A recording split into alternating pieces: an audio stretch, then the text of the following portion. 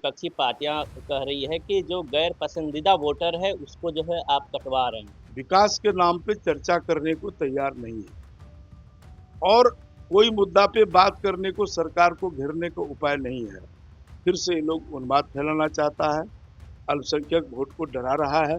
तेजस्वी यादव कह रहे हैं कि लगातार जिस तरीके से सर्वे हो रहा है, कहीं ना कहीं बीजेपी चुनाव आयोग के कंधे पे बंदूक चला रही। इतना झूठ बोलने के बाद 4 गो सीट आया उसको एमपी में। चीनी मिल का क्या हुआ जहां से आप चाय पीने वाले थे? लालू यादव जी का जो बेटा है तेजस्वी, ये बतावे कि उनके पिताजी जो 15 साल राज किया, बिहार को क्या मिला। पनोरमा ग्रुप, जो सोचता है वो करता है। नमस्कार, आप देख रहे हैं न्यूज हाट। मैं प्रमोद कुमार। लोकसभा के पहले दिन जिस तरीके से पार्लियामेंट में विपक्षी पार्टियां लगातार हंगामे कर रही थी, लगातार जो है एसआईआर को लेकर सवाल खड़े कर रही थी सरकार से, और ऑपरेशन सिंदूर को लेकर इसी मुद्दे पे ज़्यादा बातचीत करेंगे। अररिया से बीजेपी सांसद प्रदीप सिंह से। सर, लगातार जो है एसआईआर को लेकर विपक्षी पार्टियां कह रही है कि जो गैर पसंदीदा वोटर है उसको जो है आप कटवा रहे हैं। इसका प्रमाण है उनके पास। देखिए, विपक्ष को कोई मुद्दा नहीं है और फिर से एक बार बिहार की जनता को गुमराह कर रहे हैं। संविधान में पहली बार वोटर पुनरीक्षण का काम नहीं हो रहा। चुनाव से पहले और इससे पहले कई बार आजादी के बाद 2003 में भी बिहार में पुनरीक्षण का काम हुआ। तो समय समय पर चुनाव आयोग एक स्वतंत्र संस्था है। वह वोटर का अगर डबलिंग है, ट्रिपल नाम है या छूटा हुआ है, तो एक संवैधानिक प्रक्रिया है जो होता रहा है, उसी कड़ी में फिर हो रहा है।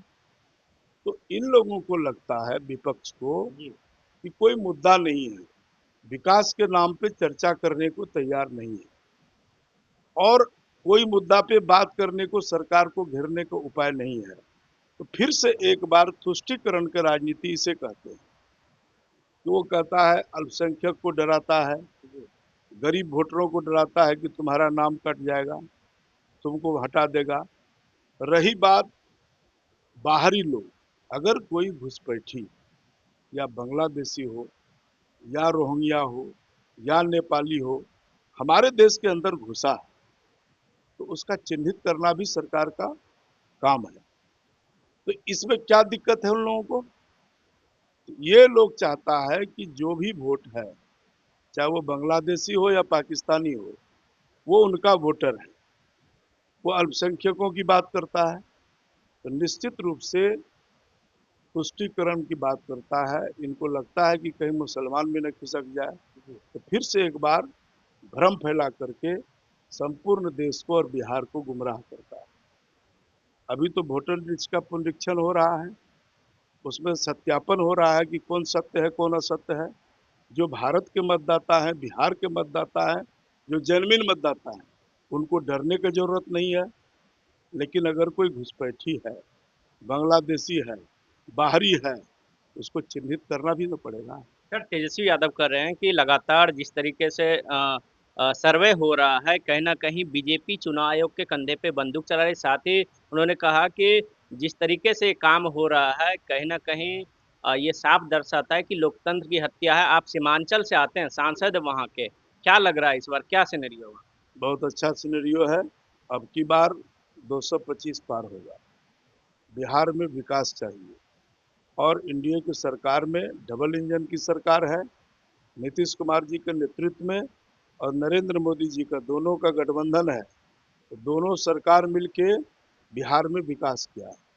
हम लोग विकास के मुद्दे पे वोट मांगेंगे और प्रधानमंत्री जी का नारा है कि सबका साथ सबका विकास। आज सबका विकास हो रहा है, किसी एक जाति समुदाय का नहीं है। अगर प्रधानमंत्री जी रोड बनाते हैं, 4 लाइन बनाते हैं या गरीब कल्याण योजना चलाते हैं, तो उसका लाभ सबको न मिलता है। इसलिए ये सब दाल गलने वाली अब नहीं है। अब तेजस्वी यादव लोकसभा के चुनाव में क्या कहा कि संविधान बदल देगा। तो 11 साल से प्रधानमंत्री मोदी जी की सरकार है, इंडिया की, तो कहाँ संविधान बदला, भ्रम फैलाया। बोला आरक्षण खत्म कर देंगे, तो ना आरक्षण खत्म हुआ। इतना झूठ बोलने के बाद 4 गो सीट आया उसको एमपी में, लोकसभा में। इसलिए बिहार की जनता जानती है, फिर से ये लोग उन्माद फैलाना चाहता है, अल्पसंख्यक वोट को डरा रहा है, और आज तक मुसलमानों को डरा के ही वोट लिया है, भाजपा का खौफ दिखाते। तो मुद्दा कुछ है नहीं, बेवजह का फालतू बातें। और 9 क्लास पढ़ा लिखा है, और 9 क्लास पढ़ा लिखा है, इनको पता ही नहीं है 2003 में वोटर लिस्ट का सर्वे का काम पुनरीक्षण का नहीं हुआ है। लेकिन सर विपक्षी पार्टियां कांग्रेस और आरजेडी कह रही कि पार्लियामेंट चुनाव के टाइम क्यों नहीं हुआ 2024? देखिए, होते रहता है, अगर अभी ही हो रहा है तो उसको क्या दिक्कत है? उनके भी पार्टी के कार्यकर्ता हैं, हमारे भी हैं, सभी राजनीतिक दल के कार्यकर्ता हैं। आप उसको जोड़वाइए नाम, और जोड़ रहा है, बीएलए जोड़ रहा है। ऐसा नहीं कि कोई जेन्युइन मतदाता उसको काट रहा है। जितना मतदाता जिस विधानसभा में, पंचायत में, आप देख लीजिए लिस्ट उठा के, सबका नाम जुट रहा है। लेकिन यदि कोई बाहरी है, गलत तरीके से हमारे देश में प्रवेश करके रह रहा है, अब मेरा ही खाता है, अब मेरे ही देश के खिलाफ अगर वह काम करता है देश विरोधी, तो उसको चिन्हित करना भी एक स्वच्छ और स्वस्थ सरकार का जरूरत लेकिन सर असदुद्दीन ओवैसी कह रहे हैं कि ये इनडायरेक्टली कहीं ना कहीं एनआरसी लागू कर रही है। है। ये सब तो देखिए, सब एक ही लोग हैं ना, चाहे असदुद्दीन ओवैसी हो, या राहुल गांधी हो, या तेजस्वी यादव, ये सभी लोग सिर्फ तुष्टीकरण की बात करता है, अल्पसंख्यक वोट को भाजपा का खौफ दिखाता है। ऐसी कोई बात नहीं है, बढ़िया से हो रहा है, और जांच भी रहा है बढ़िया से, पुनरीक्षण का काम अब अंतिम चरण पर है। सर प्रधानमंत्री मोदी 5वीं बार बिहार पहुंचते हैं, मोतिहारी पहुंचते हैं। लगातार वो अलग अलग योजनाओं की शिलान्यास कर रहे हैं। दूसरी तरफ उन्होंने कहा कि पटना को जो है पुणे बना देंगे, मोतिहारी को मुंबई, फिर गया को गुरुग्राम बना देंगे, गुड़गांव बना देंगे। इस तरह की बातें लगातार आरजेडी की तरफ से कहा जा रहा है कि चीनी मिल का क्या हुआ जहां से आप चाय पीने वाले थे? देखिए, लगातार बिहार, पहले लालू यादव जी का जो बेटा है तेजस्वी, ये बतावे कि उनके पिताजी जो 15 साल राज किया, बिहार को क्या मिला। आज फोरलेन, जब भी प्रधानमंत्री जी जाते हैं तो बड़ा बड़ा सौगात दे रहे हैं, कहीं उद्घाटन होता है, कहीं शुभारंभ होता है। अभी अगले माह में पूर्णिया जाने वाले प्रधानमंत्री जी, और बरसों से मांग था, वहाँ एयरपोर्ट का काम पूरा होने जा रहा है, और प्रधानमंत्री जी का सपना था, तो बोले थे कि हवाई चप्पल पहनने वाला भी हवाई यात्रा करे। तो हमारा पूर्णिया से अगला महीना से हवाई जहाज चलेगा, अररिया से गलगलिया नई रेल लाइन चलेगी। इस प्रकार का अनेक प्रकार का सौगात लेके जा रहे हैं।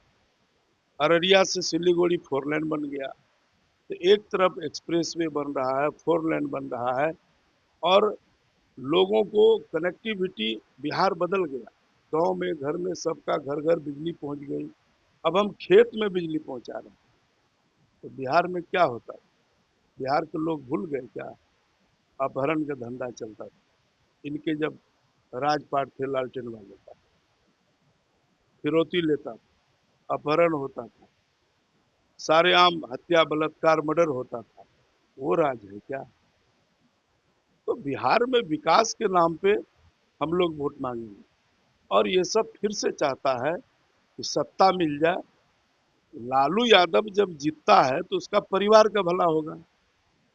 अब भारतीय जनता पार्टी एनडीए गठबंधन की सरकार बनती है तो सबका, बिहार का विकास हो रहा है देश का। सर एनडीए के घटक दल हैं, चिराग पासवान लगातार वो लॉ एंड ऑर्डर को लेकर सवाल उठा रहे, क्या ये प्रेशर पॉलिटिक्स है? देखिए, अब चिराग पासवान जी से पूछिए, हम ये बात क्यों टिप्पणी करें। चिराग पासवान हमारे गठबंधन में है, हमारे सहयोगी हैं, और निश्चित रूप से विपक्ष को कभी कभी लगता है कि चिराग जी टूट जाएंगे। मैं दावे के साथ कहता हूं कि चिराग पासवान युवा नेता है, और युवाओं का बहुत बड़ा चाहते हैं, और वो समझदार भी हैं। निश्चित रूप से इंडिया गठबंधन में हैं और रहेंगे। पूरा इंडिया गठबंधन पैक्ट है। सर जिस तरीके से अशोक चौधरी और विजय सिन्हा की खबरें आ रही है लगातार, इंडिया अलायंस के नेता कह रहे हैं कि सिर्फ फुटबॉल चल रहा है आपके एनडीए में। कहाँ चल रहा सिर्फ पेट्रोल? हमें तो नहीं लगता है। सब एक है। अब किसी का व्यक्तिगत कोई लड़ाई हो सकता है, लेकिन इंडिया गठबंधन एकजुट है। सर एक आखिरी सवाल, उपेंद्र कुशवाहा का बयान आता है कि जिस तरीके से निशांत कुमार नीतीश कुमार के बेटे का जन्मदिन था, वो उस जन्मदिन के दिन ही बयान आता है उपेंद्र कुशवाहा का कि जो निशांत कुमार है यही फ्यूचर है बिहार का। अब ये उसका सोच है। अगर बोले हैं तो कुछ सोच समझ के बोले होंगे। ये तो अब उनका व्यक्तिगत विचार है। अपना अपना अधिकार, बोलने का मौलिक अधिकार, तो अभिव्यक्ति की आज़ादी है। तो वो अपना विचार रखे हैं। निश्चित रूप से जो बोले होंगे तो अच्छे ही सोच के बोले होंगे। चलिए, ये थे हमारे साथ बातचीत करने के लिए अररिया से बीजेपी सांसद प्रदीप सिंह। आप देखते रहिए न्यूज़ हाट। धन्यवाद।